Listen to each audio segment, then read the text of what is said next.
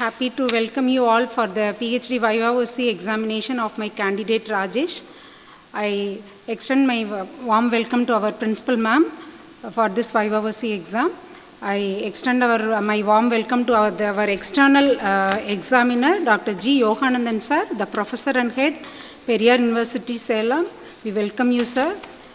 Sir is having more than 23 years of experience in the teaching field, and sir has produced 5 PhD scholars and 23 MPhil scholars.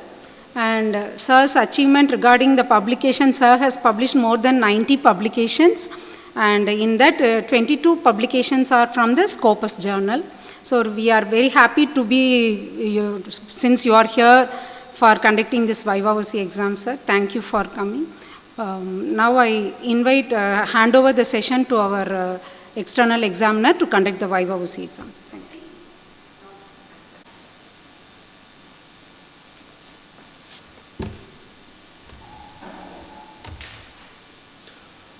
Okay, most respected Dr. Gogaselvi, principal of this prestigious institution, respected research supervisor, Dr. K.C. Arnadevi, associate professor of this institution, other faculty colleagues, research scholars, maybe students, friends and family members of the candidate and the candidate, Mr. Rajesh. Good morning. Really, it's at another occasion here in GRD Academy of Management. What I see is an institution promoting quality research and an institution embarked on a journey of continuous teaching, learning and research. Since research is the base of teaching, they take it very seriously. I'm very happy to note that the kind of seriousness shown by this institution, and first and foremost I place on record my thanks to the research supervisor Dr. K.C. Arnadevi and the principal madam for this opportunity. Thank you, ma'am. Thank you. I have been here for more than 5 or 6 occasions. Okay, so it's a very really happy feeling. And coming to this Viva, the candidate has done his research work on hybrid work model impact study, exploring organizational commitment and work engagement among IT sector employees. I've gone through this report, and the way it has been presented, it was very nice. And also the findings and the recommendations, suggestions are all very relevant and meaningful. And having gone through, I have come with that conviction that the candidate is here to defend his research work, and he could easily defend his research work because of the quality of the research work, the report that we have already seen. So without taking much of his time and everybody's time, as part of the procedure, you know that we will have this Viva OC in 3 phases. The first part, we are going to call upon the candidate to make a presentation, maybe roughly for 20 to 30 minutes, providing us gist of the research undertaken by him. Maybe he can provide us inputs about the statement of problem, objectives, hypothesis, and the statistical tools used for the analysis. he can also provide insights about what are the results and the theoretical implications, managerial implications, and what are the limitations and future direction of the study. So that is what the expectation, and with that note, this is the first phase, and the second phase will be the query handling, and finally the last part of this Viva will be a result declaration. Okay, shall we proceed? Shall we call upon the candidate? So in that case, I request the candidate to make presentation roughly for 20 to 30 minutes, please. All right. Good morning, everyone. Myself, Rajesh. Thanks for your time, everyone. And before I start with the presentation, I would like to give a quick introduction. And the introduction is more about telling you all where I started. There was a time where, like everyone, I completed my graduation and I started my career into the corporate industry world. And there was a time where I had to go for an alumni meet from the college, and my then professor, Dr. Vimla ma'am, she asked a question whether I completed my MBA. And that's where the thought process started. The question was not really faced with judgment, but more in terms of engagement. And since then, I started my learning process, and this is where I stand in front of you all to get my completion of the PhD degree. This journey definitely was having a lot of learning, resilience, and transformation. At this time, while I'm standing in front of you all, I am gladly wanting to welcome Yoganand sir, the external examiner, Goselvi ma'am, the principal, and Aruna Devi ma'am, the research coordinator, and my guide. Without you folks, it wouldn't happen today. At the same time, I also wanted to thank my friends who are here today, Guna, Meghla, Ashok, Mohan, who all was able to make it for the session today. Looking forward for all your blessings, guidance, and on the special occasion. So thank you for so much, and let's get into the study. This is my research topic, but before I get into the research, I just wanted to define a few of the factors. One is about hybrid work model. Let me just give you a quick introduction on what hybrid work model looks like. So there are different types of working in the industry right now. One is a remote working, which is totally working from office. You do not have to go to, totally working from home. You do not have to go to office. The second one is the typical way of working from office. You do not have an option to working from home. And the third one is the hybrid work model, where you have the flexibility to work from home. At the same time, you have a flexibility to work from office as well. So that's where the hybrid work concept comes into play. At the same time, before I get into the introduction part, I also wanted to give you a few definitions in terms of this. These are the words that you will be listening to throughout the study going forward. First one is on the vigor, and this is primarily related to the work engagement and employee engagement. The vigor stands for the high level of energy and mental resilience while an employee works in an organization. Dedication is the strong involvement of one's work, and absorption is being fully concentrated and deeply engrossed in the work that they're doing. Also, from an organizational commitment standpoint, you will also hear three different factors. One is an effective commitment, which is an emotional attachment the employee has. The continuous commitment, which is the awareness of the cost associated. Basically, the employees stay in the organization just because they want to earn money, nothing else. And the other one is the normative commitment, which is an employee feeling obligated with the organization when they work. And here is the research topic that I have, the hybrid work model impacts study, exploring the organizational commitment and the work engagement amongst IT employees. Moving on to the introduction. We all know how the pandemic started. The pandemic did not disrupt a lot of industries, but it disrupted a lot when it comes to the IT industries. I was one among them who was running pole to post, getting computers from office to people's house and setting it up for them to get them to work from office. And that was emergency response that we had at that point in time. But it is not a scenario anymore. Now, with companies knowing the benefits of this, which is typically the higher satisfaction level of employees and better retentions that we see, along with a better churn rate with the talent retention part. These are the main benefits that we are seeing, and the companies do not want to let go of that. There are also some challenges that we face in this part. Primarily comes the technology dependency, maintaining the culture within the organization, and effective management, managers being able to manage the employees in the hybrid work model. The study also examines two interconnected pillars. One is the employee engagement and the organizational commitment.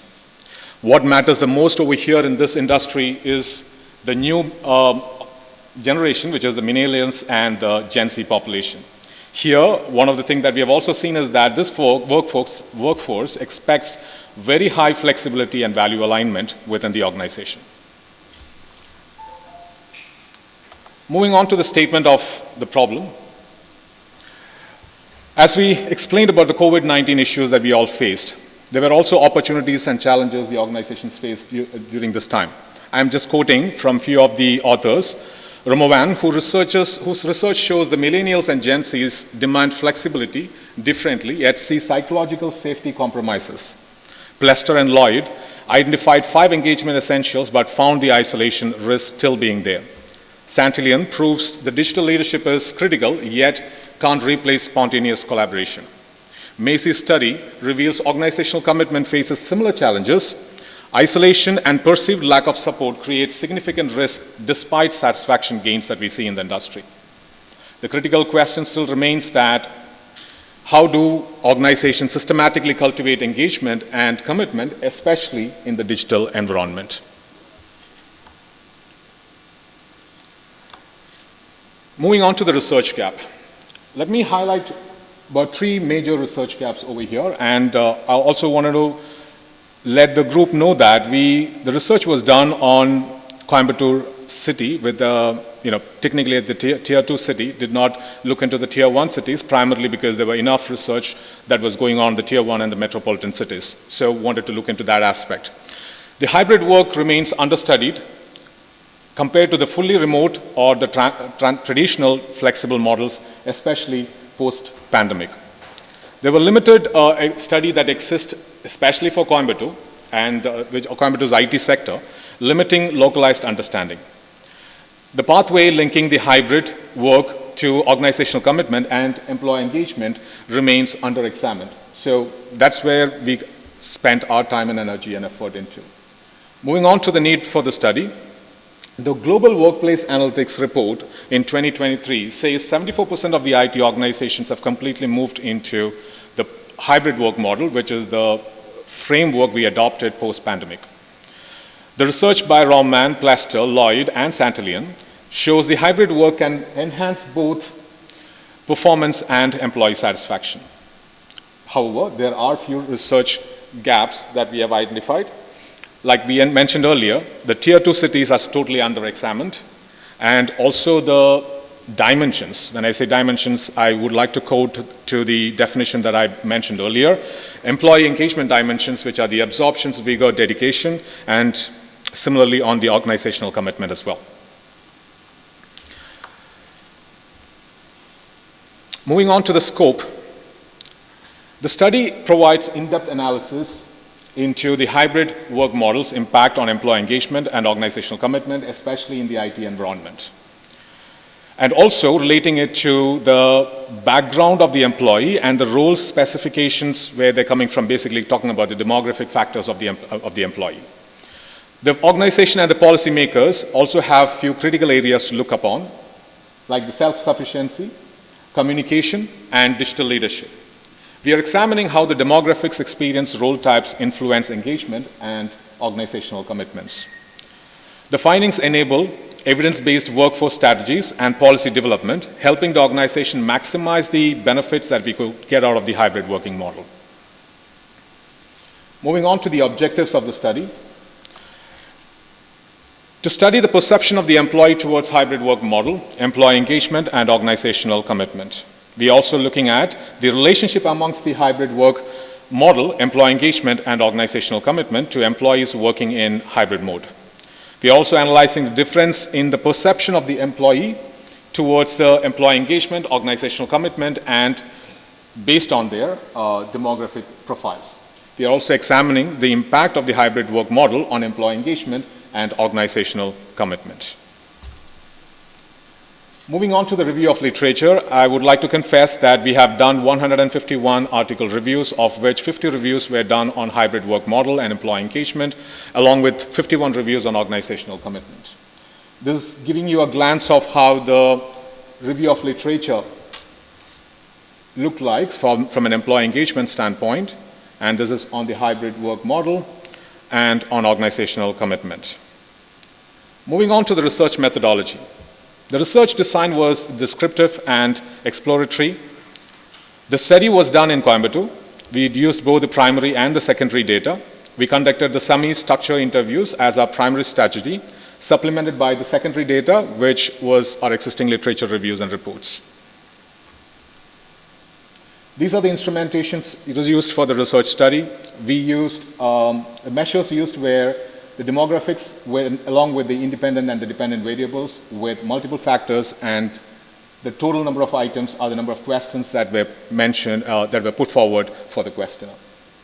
Moving on to the pilot study, here we checked the reliability and the validity analysis. We did the pilot study on 125 participants, and the reliability test was also completed. We assessed the internal consistency using the Cronbach's alpha.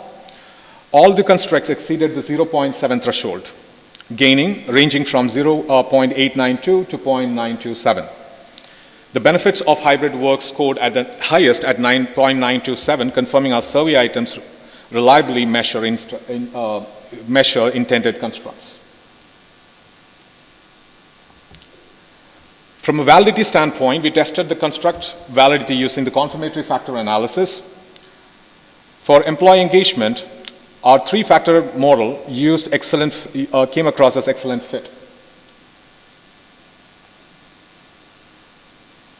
We also used NASA's parceling method to combine the related items, reducing the model's complexity while maintaining the measurement quality.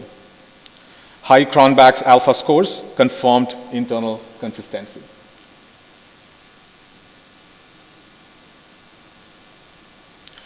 Moving on to the population. Our study targeted 15,200 IT employees across companies in Coimbatore. We used multi-stage problem sampling. We first selected the IT companies and then randomly selected the employees across the organization. The sample size was 433. We had 433 respondents, and this was concluded with the KNM table. Moving on to the sample design. The samples were chosen from Coimbatore, ELCOT Special Economic Zone, Tidal Park, KGISL. We had 15,200 employees, and this information was taken from the IT and the Digital Service Department, Government of Tamil Nadu, and I've listed the source of those informations out there. From a sampling technique standpoint, we used three stages. We identified the IT companies in Coimbatore, primarily 5 years and above. We also looked at IT organizations that had a minimum of 150 employees. And also, we didn't stop there. We also looked at companies that are using the hybrid work model as their option and not the ones who are working from office completely. Here are the tools that are used for data analysis. We use two primary statistical softwares for the analysis, SPSS and MOS. SPSS handled the primary data processing, descriptive statistics, reliability testing. At the same time, we also used MOS, performed for multivariate analysis, including the confirmatory factor analysis and SEM. We used percentage analysis, which was used to find the perception of the hybrid work model, organizational commitment, and employee engagement. We used correlation to measure relationship between the variables. Mancover was used to examine the difference in employees' perception based on the demographic profiles. The SEM analysis was done for the hybrid work model to measure the impact on the commitment and the engagement levels. Moving on to the hypothesis. We are testing both positive and challenges, which is the negative effects of a fourth hypothesis. Here the H1 and H2 examines the benefits. H3 and H4 examines the challenges. The H1 and H2 benefits of hybrid work model positively influences the organizational commitment and employee engagement, while the H3 and H4 challenges of looking at the challenges of the hybrid work model, whether it significantly influences the organizational commitment and employee engagement. Moving on to the respondents' demographic profiles, we studied 433 IT employees with diverse demographic profiles. Let me give you the highlight over here. The genders, from a gender perspective, male dominated 63%, the females at 27%, and 10% transgender, a typical IT representation.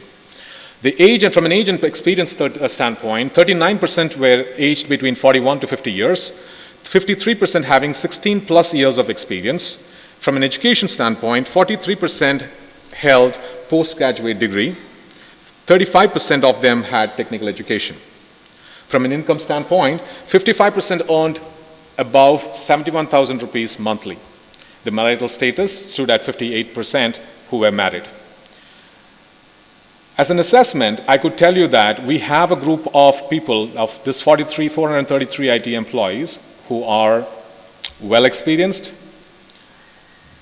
highly educated, and well within the income bracket, which technically means while you cannot get into the deeper segments of it, however, you can still generalize to a large extent.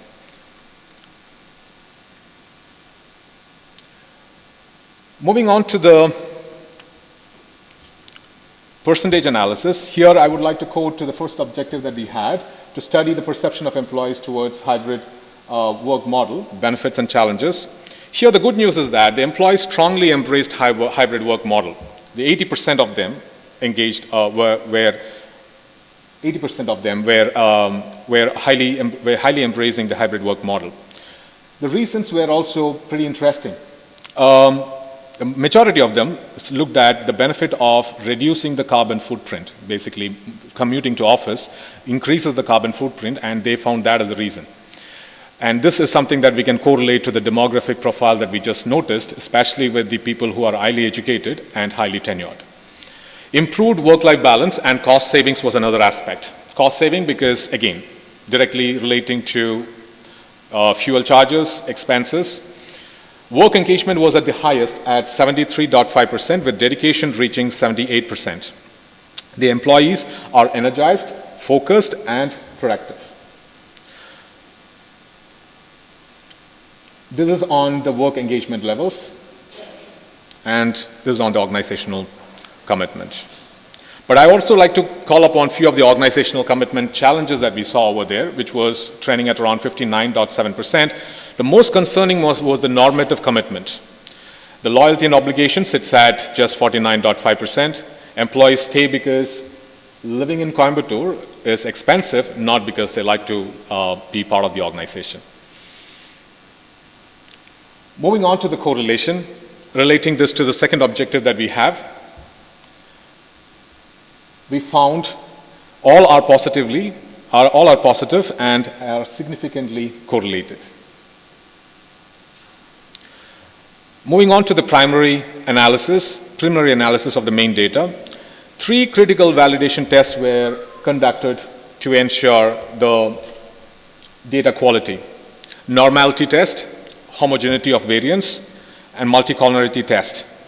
From a normality test standpoint, we checked if our data followed a normal distribution and all the variables were within the plus or minus 1 to 2 range. From a homogeneity test standpoint, using the Lebanese test, we verified consistent response spread across all the groups, and all the p-values exceeded 0.05. From a multicollinearity test, we examined the tolerance, VIF, confirming each variable contributes to the unique information without problematic correlation. All 3 tests passed, and our data is normally distributed, shows consistent variance, and variables are independent. Moving on to the exploratory factor analysis model. Here we validated a robust 3-factor structure from 433 IT employees, explaining 62.5% of variance with excellent data quality. Here we are looking into 3 factors. Benefits of hybrid work. There were 9 items with strong loadings. Personal well-being at the highest is the strongest as well. and with benefits, followed by the reduced burnout and work-life balance. The employees prioritize quality of life than productivity. From a second factor, which is the organizational commitment, normative commitment, loyalty and the obligation loaded the highest at 0.905, significantly stronger than the continuous or at the effective commitment. On the employee engagement, dedications loaded the strongest at 0.793, followed by the vigor and absorption. Meaningful purpose-driven work is the core for engagement. Bottom line, all statistical criteria exceeded. Here are the findings, and we just spoke about that. Moving on to the next slide, which is the confirmatory factor analysis. Our confirmatory factor analysis again was conducted on the 433 respondents. The model 1, which is the benefits of hybrid work model, it was an excellent fit. Both CFI and RMSE exceeded. All composite reliability scores exceeded 0.76, with factor loading ranging from 0.76 to 0.90. The model confirms the benefits of engagement and commitment are distinct and well-measured constructs. This one, what we are seeing right now are the challenges of the hybrid work model. This again, the CFI was of 0.964 and RMSEA at 0.053. Both exceeded the recommended threshold. The strong measurement properties were primarily on the factor loading, range from 0.563 to 0.842, well above the 0.50 minimum threshold.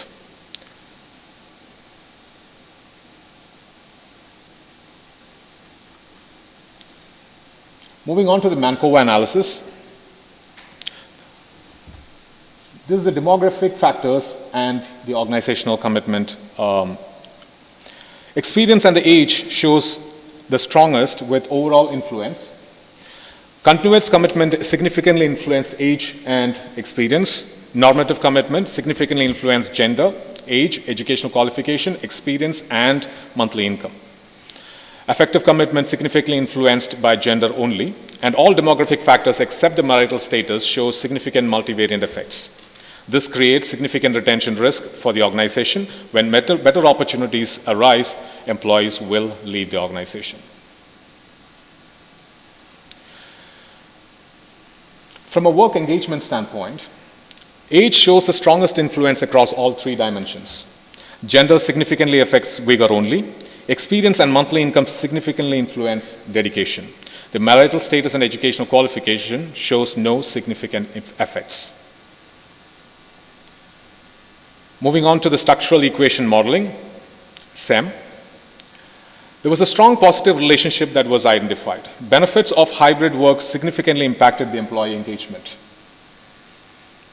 And organizational commitment at 0.599. These are substantial effect sizes. The variance, from a variance standpoint, hybrid work benefits were explained at 54.6% of variance in employee engagement. For organizational commitment, the benefits explained is 35.9%. 35.9% of variance. From an absorption standpoint, its highest within the engagement was at 76.4%. And effective commitment, highest within the commitment level, was 67.1%. The hypothesis 1 and 2 were supported. Moving on to the challenges under the SEM modeling. Here the interesting finding was, the challenges show significant impact within the significant positive relationship with engagement and commitment. This might seem little counterintuitive. This is primarily because of the resilience that we see within the employees. And I would like to relate this back to the experience and the educational qualification of the employees that we related in the demographic profiles.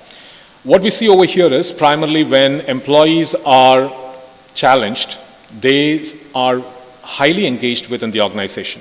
All that is expected from the organization is to provide the tools and the measures for them to meet those challenges and solve those challenges. And when that happens, we are seeing there's a high commitment that is coming across from the employee population. At the same time, we also recognized that the hypothesis H3 and H4 was also supported while reviewing this model. These are the conclusions, and we just reviewed that. Moving on to the findings of the study. Here I'm relating this to our objectives that we had. The first objective, which was primarily looking into the employee perception of hybrid work model. Employees' view on hybrid work positively for work-life balance and productivity. We also saw there were challenges that were identified. Resource access and connections, that is interpersonal connections within the employees, were also missing. Basically, the social interactions were missing within the employees. There was a strong work engagement across all dimensions and mixed organization commitment, which is the strong continuance and weak normative commitments. On the second objective, which we've looked at the relationship amongst the key factors, relation between the key factors, there was a significant relationship confirmed between the hybrid work model, employee engagement, and organizational commitment. There was an excellent statistical model fit with the strong factor loadings. All three constructs are interconnected in both benefits and challenges. From the third objective, which was looking at the demographic influences, the age and experience are the strongest demographic factors affecting the perception. The age significantly impacted all work engagement dimensions and commitment types. Gender, experience, and income shows partial effect on specific areas. Marital status and education have limited impacts. From the fourth objective, which we looked at the impact of the hybrid work model, hybrid work significantly and positively impacts both employee engagement and organizational commitment. Benefits have strong effects in challenges. Benefits drive higher engagement and commitment. Challenges still show positive impact on engagement and commitments. All relationships are statistically significant. Moving on to the discussions, hybrid work.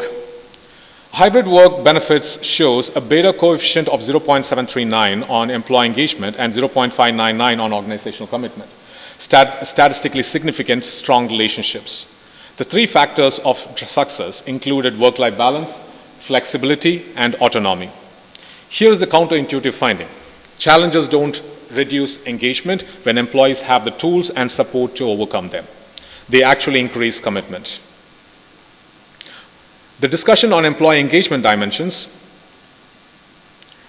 The employee engagement explains 54.6% of organizational outcomes, has three dimensions: vigor, dedication, and absorption. Here is the game changer. The absorption shows the strongest impact with a CFA coefficient of 0.874.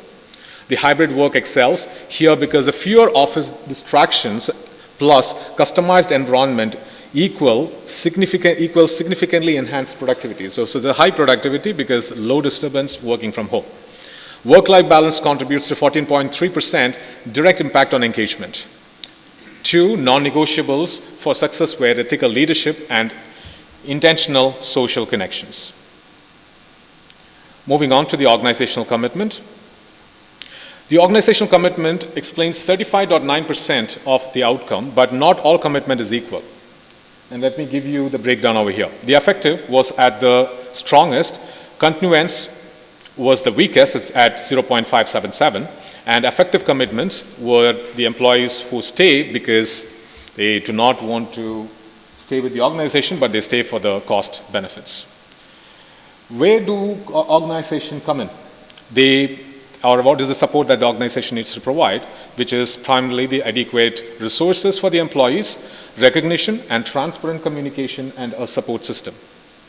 We are also talking about 4 priorities: building an effective commitment, having a sense of belongingness for the employees, equal treatment, and knowledge sharing will also be a good addition. Here are the strategic implementations. Implementation requires 5 critical pillars: communication, coordination, connection, creativity, and culture. The highest impact priorities were enhancing the effective commitment, maximizing the absorption, and strengthening the work-life balance. Moving on to the implications.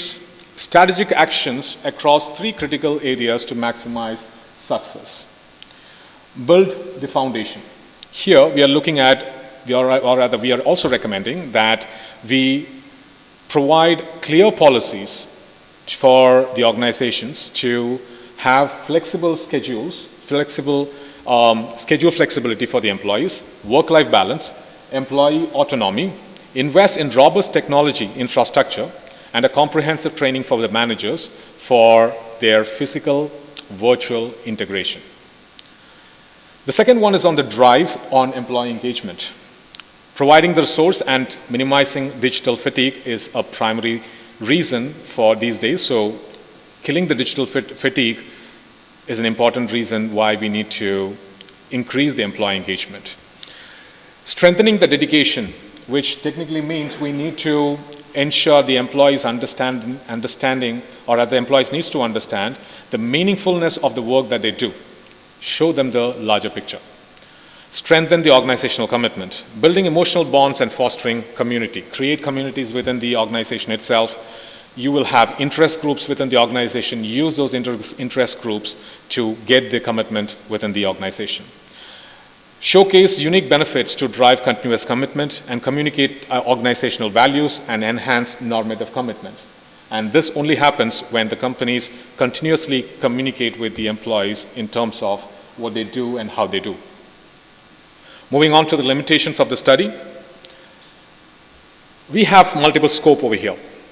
And let's start with the geographical scope. This study was limited to Coimbatore city. So the findings will be very specific to this geo. While we understand the IT population has a mixed population from all different states, however, there are geographical reasons that also makes us say that results may not be specifically generalizable, but largely yes. The cultural and regional factors may influence the outcomes over here. The industry-specific focus, when we are looking at the IT sector, we are letting go of other factors or other industries like the manufacturing industries, pharmaceuticals, educational sectors. So that's another area that can be looked into. The methodological constraints, like one of the things that always made me think while doing this research was the bias that the individual would have when responding to a survey. The bias, when I say the bias, I'm more referring to a self-bias and a social bias that would come into play. It is always a difference between what I want to be versus what I am. So that's one of the bias that I always thought would have an influence on. So that's another specific area, probably would be limited, can be listed as a limitation. Moving on to the future scope. Expanding the research scope, the longitudinal studies as we always track. We want to track the study for over 3 to 5 years for us to understand the specific aspects of it. Also the cross-industry and cross-culture that we mentioned some time back, I think that's another area for future scope. Deepening our understanding, which is primarily to investigate why and when the hybrid work succeeds, exploring the work-life balance, autonomy, personality traits, and organizational factors. We also want to compare the different hybrid work model. Like, for example, we only looked at the hybrid work model as a totality, but there are differences under that as well. Like, is the organization allowing you to work 2 days in a week or 3 days in a week, right? So that flexibility is not looked into at this point in time, so that's another area. And of course, this is something which requires a future scope study, which is primarily looking into the mental health of the individuals. Career development and work-life balance. And, you know, I was also relating this to one of the study that was done yesterday, ma'am, related to the fatigueness and employees going under depression from Saranya's ma'am's Viva yesterday. So that is another area that requires further deep dive. And of course, the collaboration, quality, innovation, and knowledge sharing. What is the level of that, along with the employee engagement and organizational commitment. Also, from an organization perspective, we need to look into the productivity gains that the companies would have, the financial performance the companies would have to go through, and more importantly, the retention of the employees. And along with that, I will also probably add the talent acquisition part as well. Moving on to the conclusion. The evidence is very conclusive over here. The hybrid work significantly improves employee engagement and organizational commitment, and it is statistically significant as well. We found a powerful reinforcing cycle where the engagement directly drives commitment, which further enhances engagement. Success was not automatic over here. It requires intentional design with clear policies, robust technology, infrastructure, effective communication practices, and trained managerial leadership. Organization must also support healthy work-life boundaries, where one of the opportunity that we also saw was working from office, it's like a 9-to-5 job. Working from home, it starts at 9 but never ends.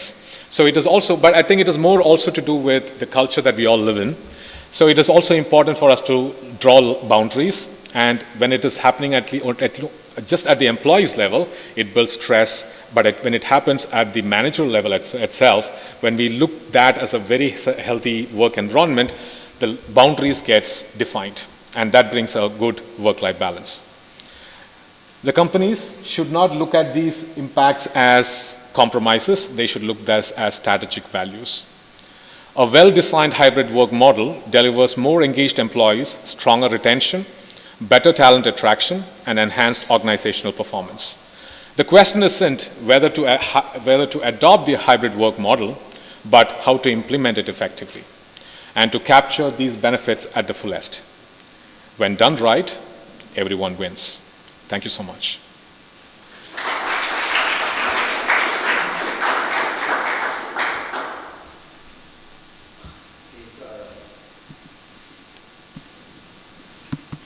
Thank you, Rajesh. Very nice presentation.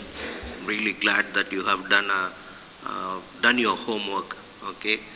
Now the floor is open, and I request the audience to shoot questions, ask questions, or you may also compliment. I request the audience to participate, please.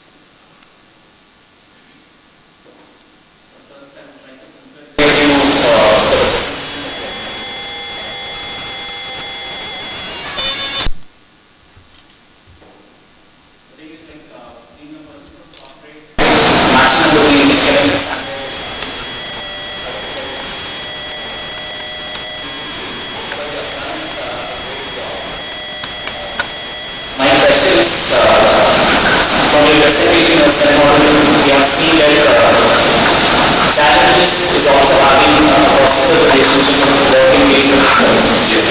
So how these studies findings, and is it something which is same similar finding that you observed, or that is different? How can you substantiate with your finding that you observed? So the findings from the research towards what I found from the statistical value was completely different. And I'll tell you why. Because from a previous study standpoint, from a research standpoint, it was identified that the organizational commitment and employee engagement was going hand in hand. But when it comes to the statistical values, what was identified was when there is a challenge that was raised for the employees did not derail from the challenges. Rather, they found that as an opportunity. And there were two reasons for that. When an employee is looking at an opportunity, and if the organization is providing the resource and the tools to defend that opportunity, that is converted to be a positive response, a positive relationship, especially impacting the organizational commitment. But when the organization is not providing the tools and resources for the employee to meet that challenge, that turns to be a negative opportunity, where that is having a negative impact on the organizational commitment, and that negative impact is forcing employees to leave the organization, and especially the normative and the continuous commitment, where we see that the employees are staying with the organization just because they need to fulfill their day-to-day needs, which is basically the money factor. But when it comes to the engagement, they would leave the organization anytime. But when the resources are provided, we see these employees stick with the organization because they are also, one, learning, and second, getting obligated with the organization to continue with the organization. I hope I answered that. Thank you, sir. Yes, ma'am. Sure. this hybrid model has enhanced employee engagement and commitment. Yes, ma'am. If that is the case, why organizations insist on the employees coming back to office? That's a good question, and I'm one of the person who is part of that, ma'am, because I was working as a hybrid work model until 2024, and 2025 onwards is when the organization asked to come to office. So there are multiple factors over here, ma'am. One, it depends on the type of work that you do. One is there are frontline populations which do not probably engage in strategy building. They do the day-to-day work and then go back home. And those populations are not touched. They are still working from home. The population that are touched were the ones that are building the strategies, making the policies, being part of basically the mid-level management and the senior level management. And the reason for that is the culture.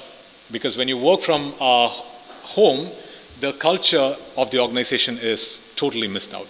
The engagement level goes down. You do not know what is happening in the market. You do not know what is happening at the organization level. And to build the culture, you need to be part of coming to the organization for that. Is it really an advantage for the organization? The answer is no, because there is no cost benefit out there. The building cost still remains there. The infrastructure cost still remains there. But just for us, if you have to put together and see which is the one that you evaluate the most, whether it's the cost or is it the culture stands up. And that's the primary reason for that, ma'am. Thank you.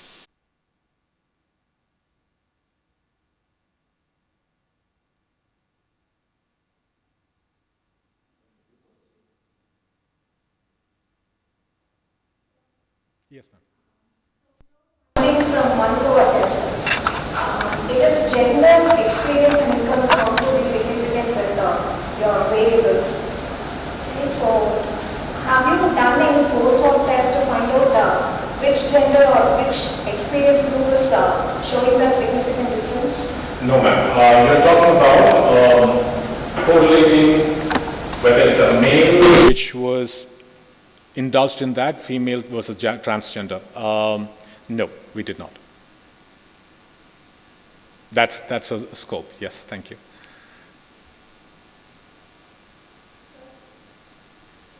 And theories that support your research model? Sorry, ma'am, I didn't get that. The current management theories that support your research model, which is hybrid workforce might have an influence on employee engagement and commitment. You're talking about which management model? Theories. Relating to Your research model.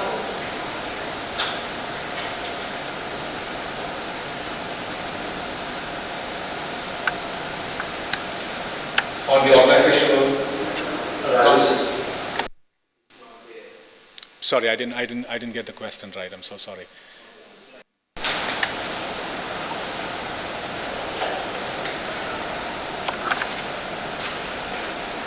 Okay, we'll move on to the next question.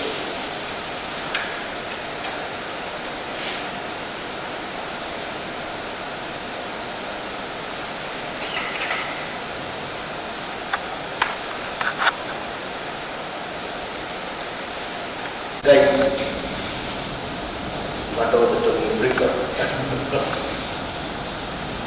One or two questions from your side.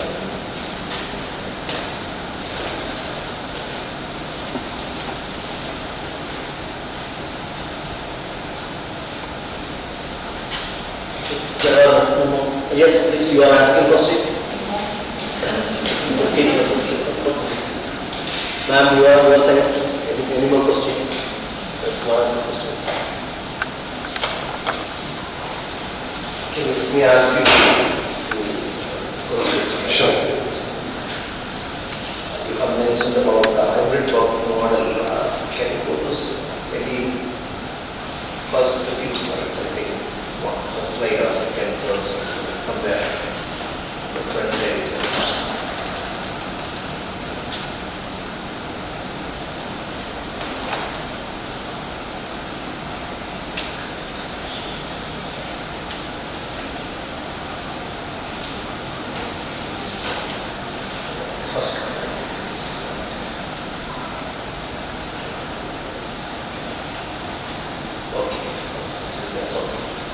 The previous one.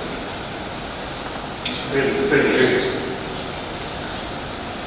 This independent variable. What you have described as hybrid workforce model. Now, what this is, just look at this. Okay, you have defined the independent variable, hybrid workforce model, and dependent variables, two dependent variables. You organize the commitment employees. Move on to the SIM model, structural equation model. We have almost both most time.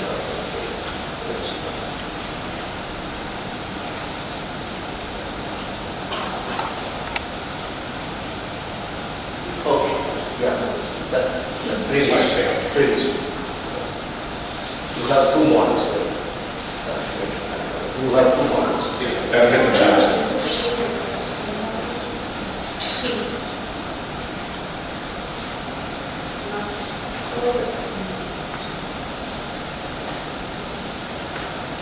And the main study you're talking about, sir?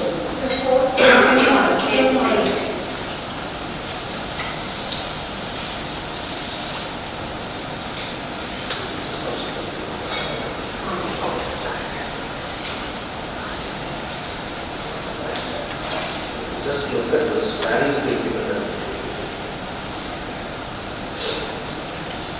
Here we analyze the benefits of the independent variable and the challenges of the independent variable. So, both on SEM1 and the SEM2 model. Yeah, so Keep it here. sure. Where is that independent variable? Okay. See, what you have described here as independent variable, that is, in fact, you have two independent variables. Two models, you have two models, right? One is Benefits. benefit, Yes. the other one is challenge. So this is perceived benefit. Okay. Everything is perception. Right. Perceived benefit of hybrid work model.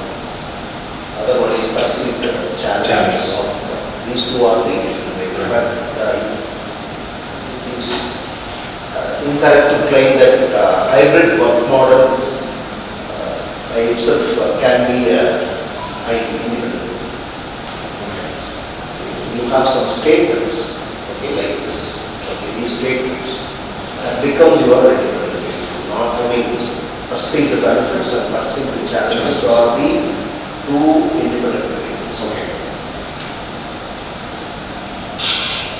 Then you have used word work engagement and employee engagement. Yes, sir.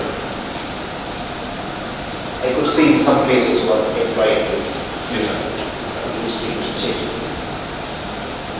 You want to say anything? So, we proceeded to be an employee engagement, and this was one of the recommendations that we received during the second DC meeting, where we look at the work engagement, but we were having interconnected results between the employee engagement and work engagement. Basically, there was connection between both these factors. That's why we had employee engagement as the delivery for the rest of the research that we did. Initial introductory part where we define the variables. You could see the word work engagement. Correct. Later on it has become Employee engagement, and even in some places it is work engagement. Correct. In research, when we say that this particular terminology is we define it as construct or variable, and we cannot use interchangeable synonyms. Okay. That is not right. Okay. Likely. Okay. Okay, either you have to stick on with work engagement. You need to define what is work. Understood. Okay, either work engagement, even if I understand something happened in the DC. Right. Okay, then if they suggest you should have, okay, from initial your report should have been Understood. understood. Okay. I think that's the feedback. Not implemented. Meaning, only one message I would like to tell you, we don't have right to change synonymous words for Understand. constraints. Okay. Okay, once you define, you have to Remains. limit. Can move on to descriptive statistics. I mean the gender Demographics. demographics. Yeah, I really like the gender composition where you said it is a representation of any sector. When you said transgender, you have evidence. Why only IT sector? No, you cannot make it like this is a research presentation. Okay. It has to be supported by research. These are the areas where the respondent responded into they are transgenders. So you made it very easy. Oh, yeah, I said it's a typical IT sector demographic profiling. Okay. My bad. Thank you. No. In the research presentation, Got it. you need not give your opinion, Understood. your perception, your observation. It should Understood. not become part of your, what you call, your report or this is a written report or oral presentation, whatever Got it. is a presentation. Okay. That is separate what we observe is. Understood. And again, I have certain questions to ask. For example, you have the age distribution. You have taken from 21. Right. Something. Even why did you? I wanted to know why did you include gender? What is the base? Because it starts with the questionnaire. You asking why did I include in this presentation? No, not in that question. Okay. In your questionnaire itself, you have transgender. Yes, please.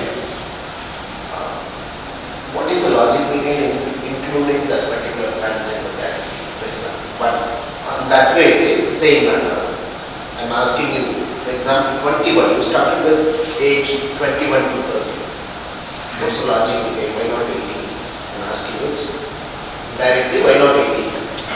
And you stopped with 60, why not 61, 62, 70? Okay. Likewise, for example, you have the income, where I have a lot of disagreement with this kind of allocation. Less than 30, 31 to 50, 51 to 70, and above 70. What is that logic? You have any? Yeah, I can use my perspective on that. From a gender specificity standpoint, that is a norm that we are seeing, especially even right after the ruling that came from the Supreme Court that you need to have transgender as an option in all the options, especially not even transgender, you should have all and says others. So that's the reason we included that. From the age distribution standpoint, yeah, that's a valid thing. We probably could have looked at the areas primary to that itself, primarily considering the millennials and the Gen Z populations out there. And from a monthly income standpoint, now the range that we see in the pay scale range that we are seeing is typically, especially in the IT sectors, you don't see people below that range. And of course, they have kept the maximum range out there as well. But that was the reason why we started with that 30,000, less than 30,000 range.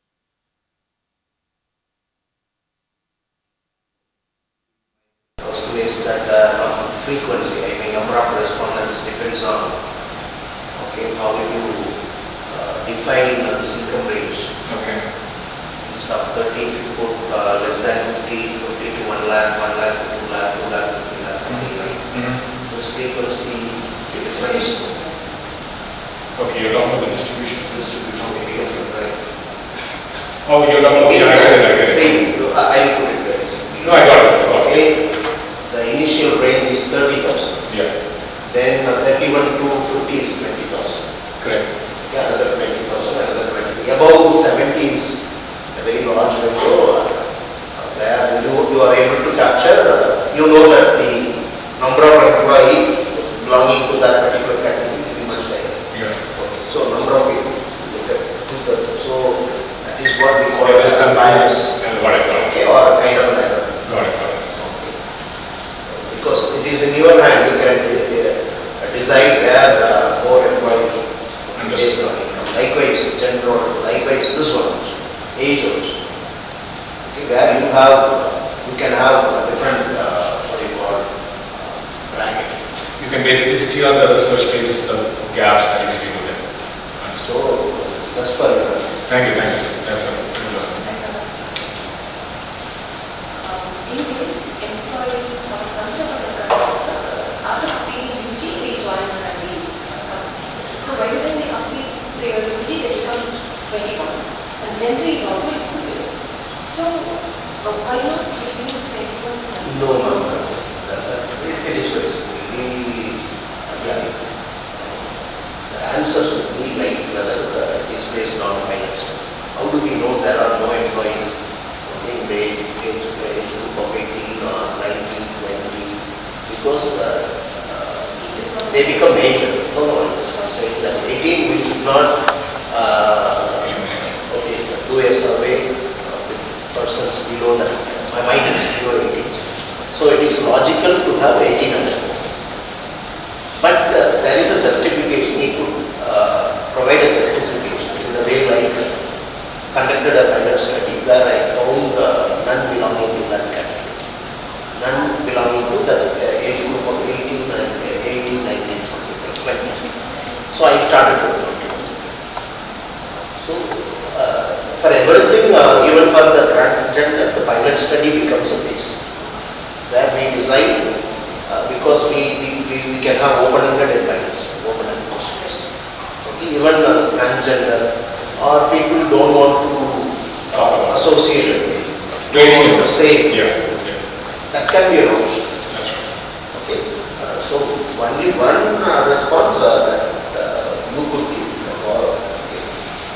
Justification is that everything is based on your pilot study, except for the last one. Sure, sir.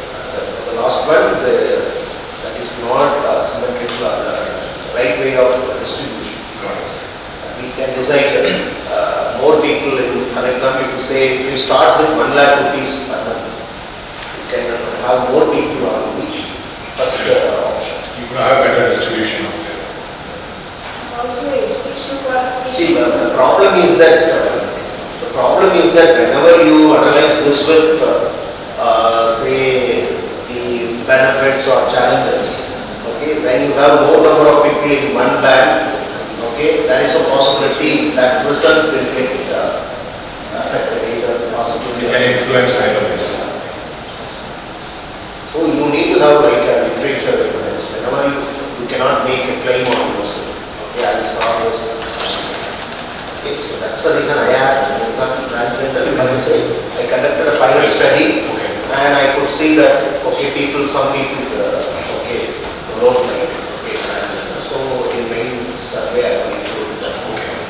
Sure, sir. One more is about the statements. You have many statements. Have you taken any validated scale or you yourself developed the scale in discussion with the supervisor and that is the procedure involved? Which scale and The scale is, okay, the statements you have. Okay. In the personnel you have statements, right? This is there. Right. This one. Yes, sir. Is it existing scale or? It's existing skills. Yes, sir, it's existing. All that we took was from the existing scale. Then who was the author of original source? How many items from each author?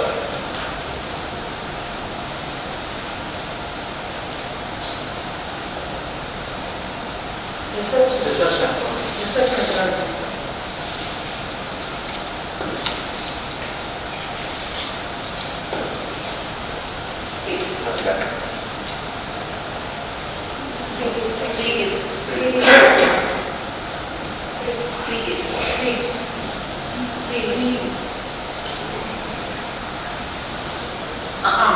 Next.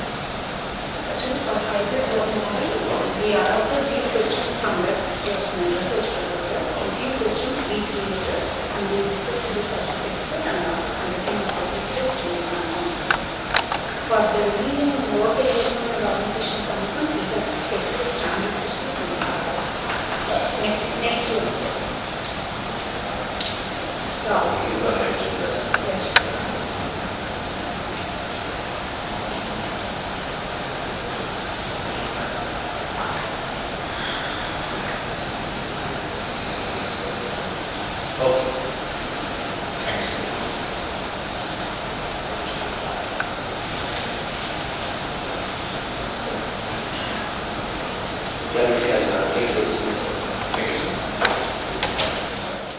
Okay, we had a very interesting discussion, in fact, and I was like checking, okay, a person from industry, okay, so I had a kind of a curiosity to know uh,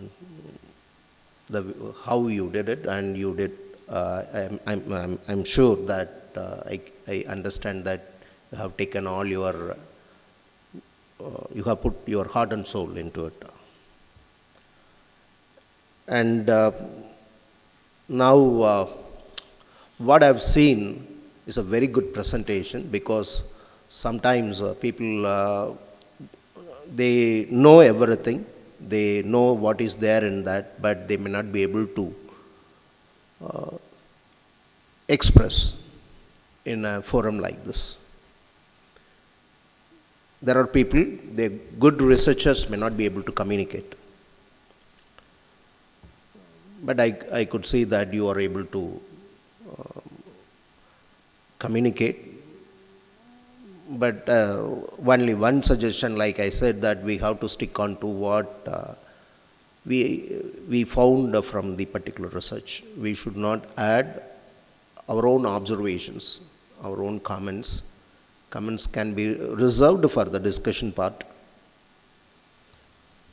And this hybrid work model is a recent phenomenon. And for the last 4 or 5 years, particularly after the pandemic, initially companies reluctantly asked the employees to stay home. And later on, the companies also found it is very beneficial as a part of like cost cutting effort, something like, because of the technological advantages. Okay, now they found that the companies, to an extent, they find that the employees can be managed remotely. So all this, the change in organizational culture, the technological advancement, everything has helped the companies to keep employees to continue their work from wherever they are. So this, because of this, companies, they have kept the employees, okay,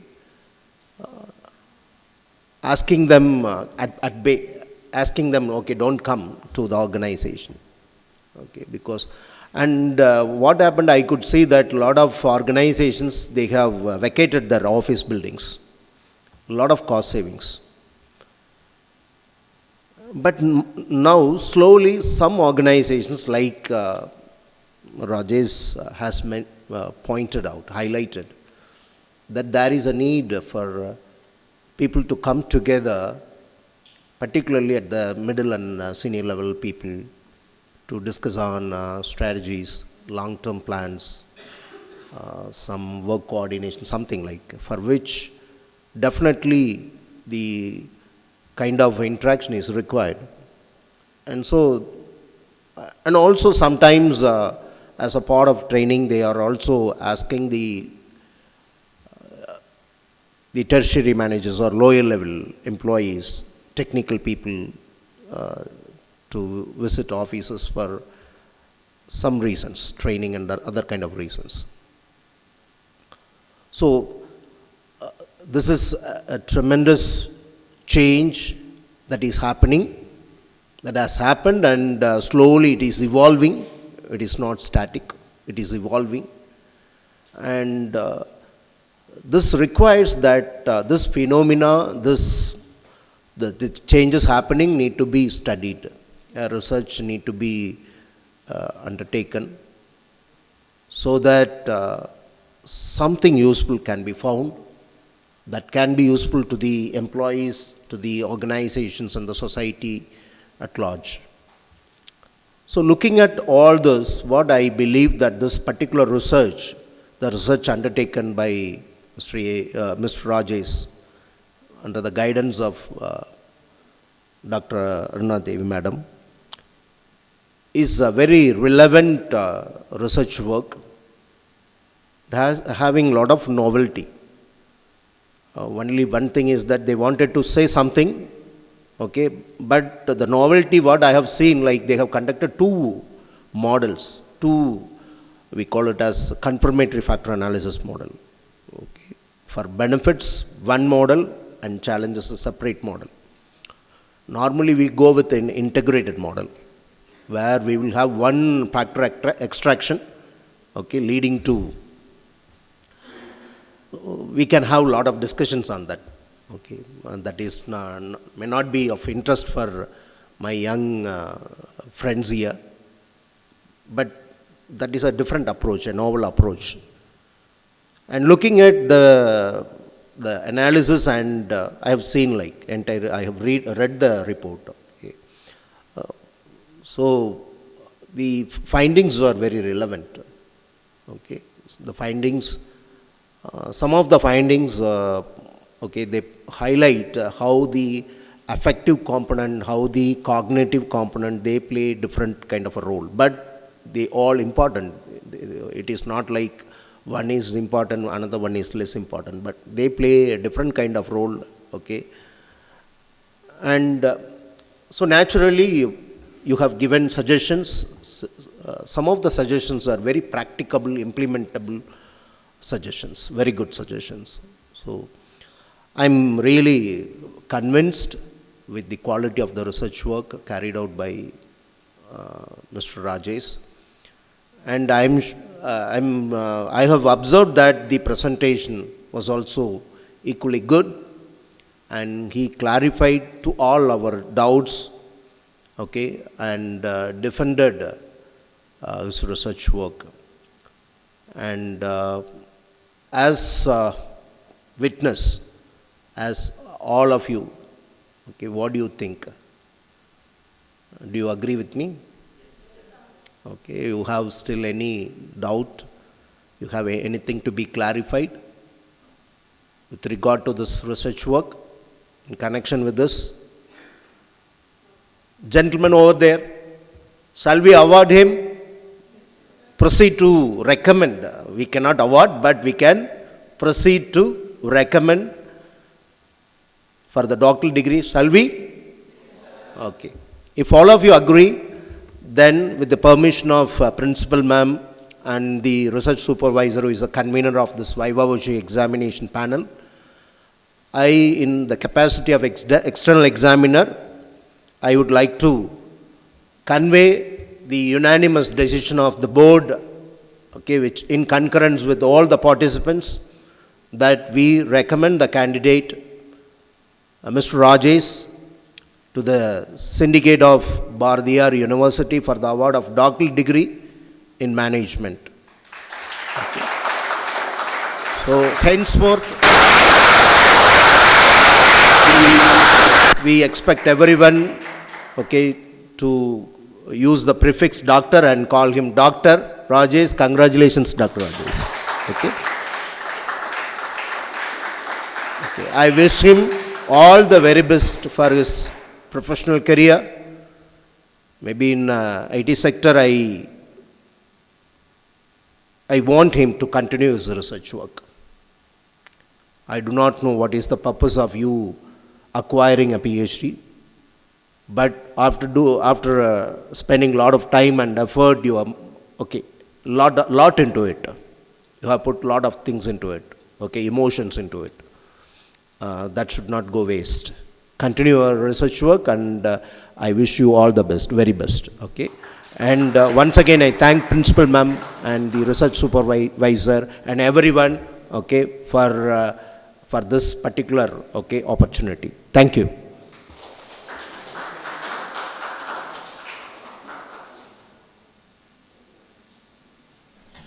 Good afternoon to everyone present here. And hope the session gave us a lot of interesting, factful and realistic knowledge of what is happening in the industry. What we read, what we study in the classrooms are entirely different from what is happening in the industry. And yesterday we had a Viva was of one of our faculty that was also carried out in IT industry. And today it is from Rajesh from IT industry. And next Viva was next week that is going to happen here is also from IT industry. And the topics chosen for the study is really interesting. Yesterday it was about the incivility happening at the incivic behavior at the workplace and how it affects people. And today how this hybrid workforce model has an impact over employee engagement and commitment. And still findings on that, it was really interesting to know it was entirely different. We did not expect certain things, but the study has come out with a finding which was really interesting. And by now, all of us would have understood that research is getting extended to the benefit of the society. And when the findings of these researches are extended to IT industry, when people, management of IT industry gets interested, and as sir was quoting about the strategic partners, the middle level managers and the top level management, when they are interested to know about the findings of these studies, maybe IT HR will take a turn, doing a lot of benefits to people working in industry. So that actually should happen. That is the purpose of, that should be the purpose of the research that is being conducted. And from management, from myself and the research supervisor and the scholar, I extend a heartfelt gratitude to Dr. Yoganandan sir, who is a regular, who's become the regular external examiner for us. And whenever he's here, we get a lot of inputs, we clarify in between, even even faculty, even myself, whoever is in the panel, clarify from sir. And it's really good to have you here, sir. And we expect this to happen, frequently happen in the regularly in future also. And I extend my sincere gratitude to all the faculty members who are, a continuous support for whatever is happening in the department, and all the students who are present here. After completing your maths exam, you're all here. I know it's very good to see you all here. And also to other participants who are here to take part in the Viva examination. Thank you one and all.